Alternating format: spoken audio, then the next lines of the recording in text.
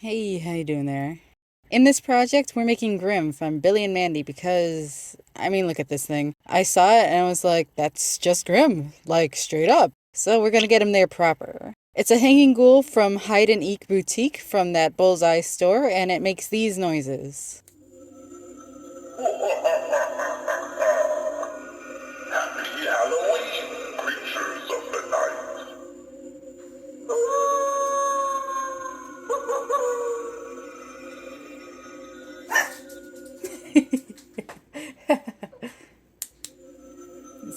It's Halloween time once again, which puts on my face a happy grin.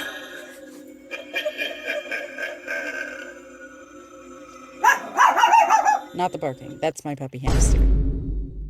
The first thing I'm going to do is take the face off. I removed the glued on hood and took a screwdriver to the back, and the whole face piece comes off. Of course, it has those lights on it, which are also glued in, but they came off pretty easily when I just kind of scratched them off. Ideally, I would swap the green and purple colors for maybe red and yellow, but we'll see what happens. The reason I took off the face is because I want to smooth it down. I'm not crazy about the pointy bottom teeth, and those bushy eyebrows need to go. I also dislike all these random holes that the skull has. Like, what is with that? So we're filling in as many as I can with epoxy. It was honestly a lot harder than I thought it would be to do this. I guess I'm just really darn weak right now. But yeah, I'm filling in most of these holes with epoxy and smoothing down the brow. I'll keep the crack on the top of the skull just because the dude gets a lot of headaches. I'm gonna sand it smooth when everything is dry. This time I'm gonna use spray paint. I'm using Rustoleum American Accents 2x Ultra Coverage Paint and Primer Ultimate Ultra Matte in white. The first coat was just to gauge how smooth that first sanding session was, and he definitely needs another. This is the second coat, and you can kind of see that there are still some places that could use smoothing. I sanded again and gave him some more paint, and this is what we've got. I really questioned whether I should do this next part at all because I really don't want to ruin it, but I do want that strong contrast. He theoretically won't be thoroughly examined in the light too often, and I want those nice shapes to stick out. So I went ahead and added some shading to it. I did it kind of slowly and probably with a brush that doesn't really work for this, but I was getting some pigment down. I just did this on the plain paint. I didn't use any kind of sealant before it. It probably would have helped, but this is kind of a large canvas and I have super limited amounts of MSC right now. So I'm gonna have to be okay with any of the textures that show up here. It's not the best shading I could have done. I should have probably done it when I wasn't as tired and had a better eraser, but I guess it's fine. I super wanted to have the eye sockets be darker because they're a little too small in my opinion, but I did want the edges to be soft like this. I think it turned out pretty good, but it's a little bit messy on the edges. I can never fix that feathering that pastels have after I erase part of it. This is going to have to do. It was probably dumb to do this on the same layer, but I did go ahead and paint in his nose. I didn't mask this because I didn't want light coming through there, so it's got a few layers of white and now black.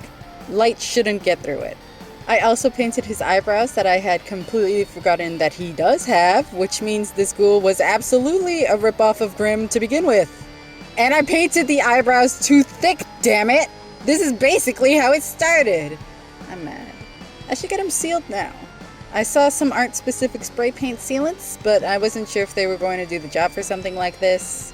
Maybe somebody has already reviewed them. Look into that. So I used Rustoleum Stops Rust Matte Clear Enamel for it. Maybe flat finishes would keep these things less shiny, but as long as it's less than a satin and a gloss finish, I guess it'll work. Oh yeah, make sure the humidity is okay before ever spraying anything. Don't be risky! Do not be risky. The lights were originally green and purple. I was thinking to replace them with red and maybe yellow LEDs just to make it look like the fire that he sometimes has in his eyes when he gets angry. It doesn't necessarily match the mood of the voice lines that I picked, but it is something from the show. Upon further inspection, however, the green and purples totally fit as those are the colors of the flames behind him in the show's intro. Almost as if this hanging ghoul was exactly Grim to begin with. But no, it was totally original. I totally believe that.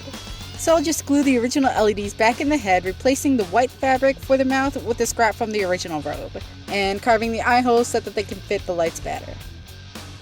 So the mask looks good. I got a hooded roby from that 40-year temporary Halloween store that brightens my soul every time it rolls into town. I also got a scythe from Celebration Town because that was the only decent one that I could find. I wanted him to be able to actually hold the scythe, so I used a heat gun on the finger joints and bent them so that they could wrap around the handle. He holds onto it really well, so I'm happy. Use lots of caution and patience and also cold water to cool the hot plastic and actually do this kind of thing. Stay safe! I'm gonna spray paint and shade these to match his face. I'm not crazy about how I wasn't able to get more accurate shading between the joints, but I don't have tools that can get between the cracks any better. In addition, they were really hard to try and keep clean, and trying to clear coat these made some weird dents on either side of both hands. It turns out that Delta Ceram Coat and Matte White is a pretty good match. Good enough for me anyway. I painted the spots with this and clear coated it again, and got another dent on his bent hand. I'm just painting it. I don't want the areas around it looking much glossier. This is fine. I'll put them back on his arms after I put his robe on, and I'll do that after I fix up his actual head. As far as the voice goes, I did literally 5 minutes of research and found that trying to replace what the ghoul says is not going to be a good idea. So instead, we're just going to buy a voicebox theme from Horribly Destroyed Rainforest and put some voice lines onto that. We're going to go with a button version just because I don't want it going off at random while I'm working on him. So, stuff came up. Needn't go into what. I know you don't care. But it's now late January as I'm finishing him, and I didn't bother recording any of it. It was really tedious stuff, but now his robe is not only lined with silky red fabric on the hood and the wrists, but the bottom is also now shaped in the wisps that he has in the show, also with red lining. The hood and bottom both have wires that keep the shapes. The wrists are just EVA foam. Well, I want him to be mobile enough so that I can take him to a convention with me. The reasonable solution? A broom handle on a dolly. Duh. Trying to connect that was hard to figure out.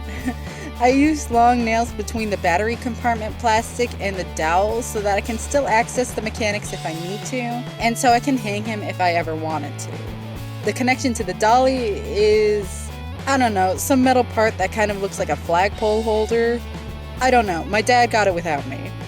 The dolly also has hook and loop on it so that the bottom of the robe will stay down. Grimm's real twiggy, but I didn't want to spend the money on buying a prop skeleton that won't be seen or able to stand up. I haven't really thought of a way to control his movements too well while we're walking, but he does glide right, so that's kind of neat. Okie dokie, there he is. I'm pretty happy with him. I like his face, I like his robe, I like his presence. He's a little taller than I wanted him because being 5'4" means that I headcanon everything to be somewhere around my own height. At least he's not too much terribly taller than I wanted. Maybe someday I'll give him a proper body, but he's fine as is. Had things not gotten in the way, he still wouldn't have been done for Halloween 2023, but he would have been done sooner. I am the Grim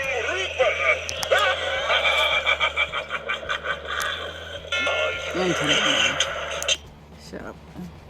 Oh well, he's done now, and finally, so is this video.